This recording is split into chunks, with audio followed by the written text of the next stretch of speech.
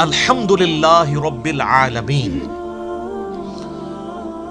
تمام تعریفیں اس اللہ کے لیے ہیں جو تمام جہانوں کا پالنے والا ہے، یہ بھی ترجمہ درست ہے، اور تمام جہان والوں کا پالنے والا ہے، یہ ترجمہ بھی عربی لنگوسٹک کے اعتبار سے درست ہے۔ تمام جہان سے مراد جیسے اب جتنی سپیشیز دنیا میں آباد ہیں وہ ہر ایک کا ایک اپنا جہان ہے، پرندے ہیں، پرندوں کا ایک اپنا جہان ہے، حیوانات ہیں، ان کا اپنا ایک جہان ہے، ایک نباتات کی سپیشیز ہیں۔ اس وقت روئے ارض پہ آلموسٹ 2 ملین سپیشیز دریافت ہو چکی ہیں، نباتات حیوانات کی ملا کر، اور ایک ایک سپیشیز آگے بلینز میں۔ انسان ہی دیکھ لیں 7.5-8 ارب کے قریب ہیں، اور باقی حشرات الارض اگر آپ گننا شروع کریں نہ ختم ہونے والے۔ تو یہ تمام کا پالنے والا کون ہے؟ اللہ، الرحمن الرحیم، وہ انتہائی رحم فرمانے والا ہے۔ الرحمن کہتے ہیں جیسے اسی سے لفظ، یہ اسی یعنی آپ سمجھ لیں عربی لنگوسٹک کے اعتبار سے طوفان بھی عربی کا لفظ ہے نا، یعنی ٹھاٹھے مارتا ہوا سمندر ہے اس کی رحمت کا، اور سمندر تو کبھی کبھی جوش میں آتا ہے نا، اللہ کی رحمت وہ ہے کہ الرحیم مستقل رہتی ہی ٹھاٹھے مارتے ہوئے سمندر کی طرح، الرحمن الرحیم۔ حتیٰ کہ بخاری و مسلم میں حدیث ہے، نبی علیہ السلام نے فرمایا اللہ تعالیٰ نے مخلوقات کی پیدائش سے پہلے اپنے پاس اپنے عرش پہ یہ عبارت لکھ لی تھی کہ میری رحمت میرے غضب پہ بھاری رہے گی۔ قرآن میں بھی ہے وَكَتَبَ عَلَى نَفْسِهِ الرَّحْمَةِ، کہ یہ اللہ نے اپنے اوپر خود لازم کر لیا کہ میں ہر حال میں رحم ہی کروں گا۔ رحم والا جو اللہ تعالیٰ کا پہلو ہے یہ ڈومیننٹ۔ سورہ فاتحہ جو ہے وہ ذہن میں رکھیے گا قرآن کی ماں ہے، ام الکتاب ہے، فاتحہ ہے، قرآن کھولنے والی چیز ہے۔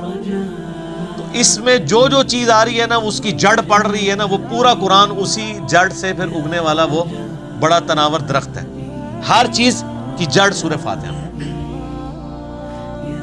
مالک یوم الدین، وہ مالک ہے قیامت کے دن کا۔ دنیا میں تو کئی بادشاہ ہیں، اس کی اجازت سے، اس کی مرضی سے نہیں، اجازت سے۔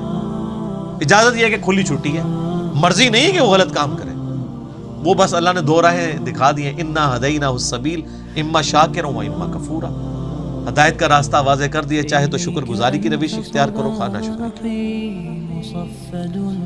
لیکن قیامت کے دن صرف اللہ ہی کا حکم چلے گا۔ دنیا والے جتنے احکامات ہیں یہ سب کی سب پاورز لوگوں کی طرف سے جو اللہ تعالیٰ نے دی ہیں وہ سلب کر لیجیے۔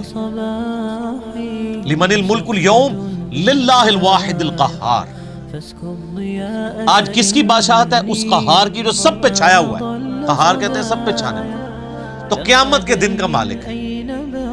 ایاک نعبد و ایاک نستعین، تعریف کرنے کے بعد اے اللہ ان ساری چیزوں کے ہوتے ہوئے حق تو یہ ہے کہ عبادت بھی تیری ہوگی، دعا بھی تجھ سے کی جائے گی۔ اے اللہ ہم صرف تیری ہی عبادت کرتے ہیں اور کرتے رہیں گے، تجھی سے مدد مانگتے ہیں اور تجھی سے مانگتے رہیں گے، کیونکہ یہ مضارع کا صیغہ ہے جو کنٹینیوشن ہے۔ پریزنٹ ٹینس اور فیوچر ٹینس عربی میں ایک ہی ہوتا ہے، ہمارے تو 3 ہوتے ہیں نا اردو میں اور انگلش میں، پاسٹ، پریزنٹ اور فیوچر۔ عربی میں فیوچر اور پریزنٹ کے لیے ایک ہی صیغہ استعمال ہوتا ہے، وہ یہاں پہ استعمال ہے، ایاک نعبد و ایاک نستعین۔ اگر اس کو دعائیہ بنائیں گے جس طرح کہ اعلیٰ حضرت نے ترجمہ کیا ہے، حمزہ بریلوی صاحب نے، انہوں نے بہت زبردست ترجمہ کیا۔ انہوں نے کہا اے اللہ ہم صرف تیری ہی عبادت کریں اور صرف تجھی سے مدد چاہیں۔ یہ لادہ بات ہے کہ وہ خود اور ان کے ماننے والے غیر اللہ سے بھی مانگتے رہے ہیں۔ ترجمہ ٹھیک کیا ہے، اس لیے میں کہتا ہوں قرآن میں کوئی چیز نہیں داخل ہو سکتی، قرآن کا ترجمہ فٹ ہے، آپ کسی کا اٹھا کے دیکھ لیں، ترجمہ سب نے ٹھیک کیا ہوا۔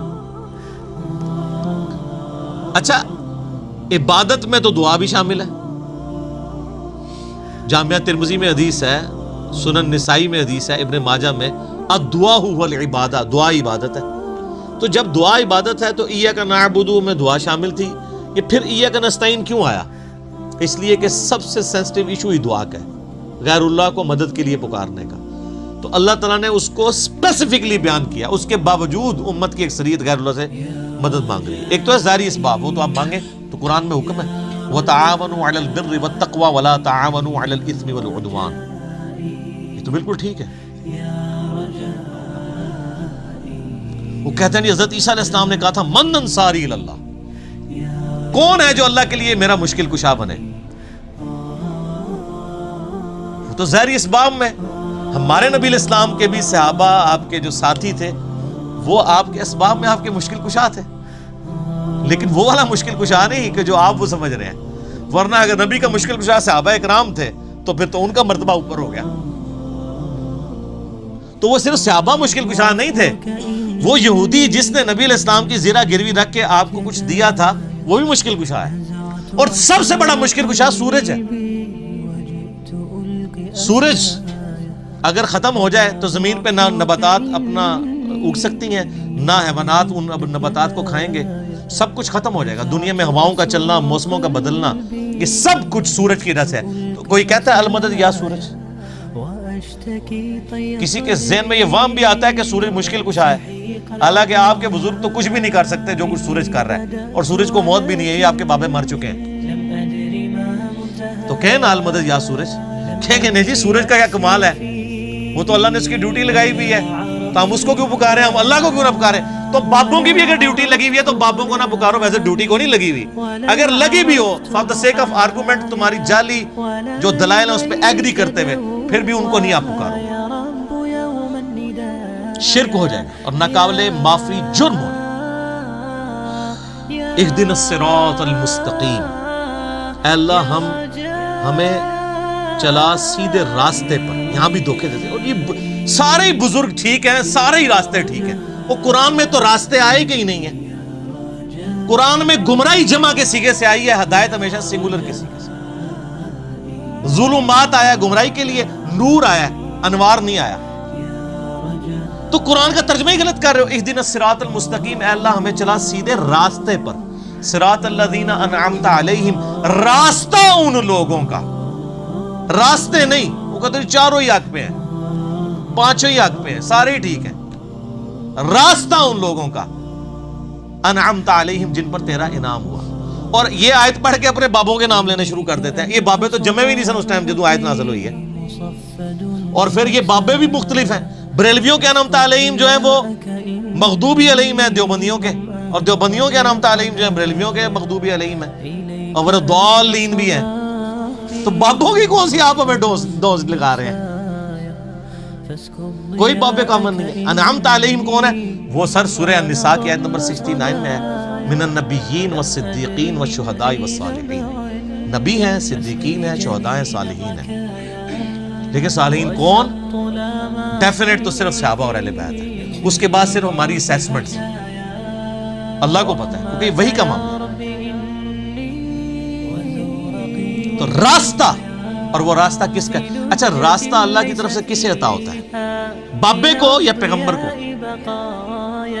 اللہ کے کھاتے میں تو بابا کوئی ہوتا ہی نہیں ہے، پیغمبر ہی ہوتے ہیں، باقی سب فالوور ہوتے ہیں، لیڈر ایک، یہاں تو ان کو انہوں نے لیڈر بنا دیا ہوا نا، یہ فالوور تھے، اور وہ سر مسند احمد میں صحیح سند سے حدیث ہے، مشکات کی آپ کو پہلی جلد میں ملے گی، نبی علیہ السلام نے زمین پہ ایک لکیر کھینچی، ارد گرد ٹیڑھی لکیریں کھینچی، اور آپ نے وہ سیدھی لکیر پر انگلی رکھ کے سورہ الانعام کی آیت پڑھی، وَأَنَّ هَذَا صِرَاطِي مُسْتَقِيمًا، اور یہ کہ یہ ہے سیدھا راستہ جو میرا ہے، جو بالکل سیدھا ہے، مستقیم ہے، اسی کی پیروی کرو، ادھر ادھر کے راستوں کی پیروی مت کرنا، وہ تمہیں بہکا دیں گے، یہ ہے وہ چیز جس کی اللہ تمہیں وصیت کرتا ہے۔ یہ آیت آپ علیہ السلام نے پڑھی، اور اپنے راستے کو کہا یہ سیدھا راستہ ہے،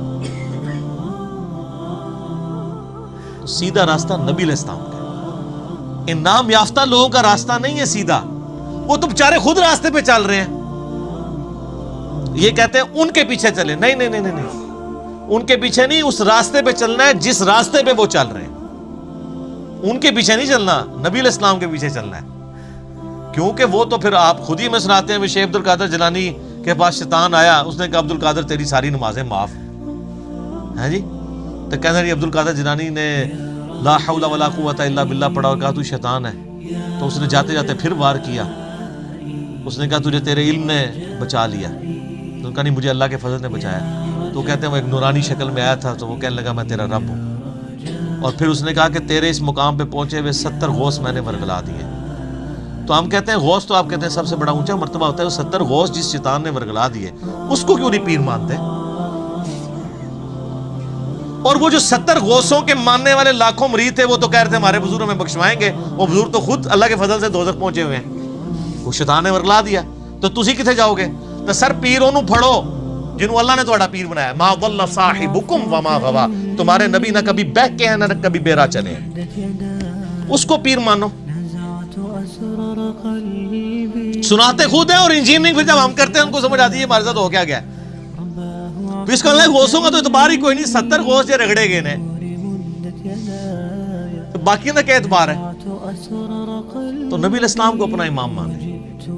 صراط الذین انعمت علیہم غیر المغضوب علیہم ولا الضالین آمین. بچانا ان کے راستے سے کہ جن پر تیرا غضب ہوا اور جو گمراہ ہے.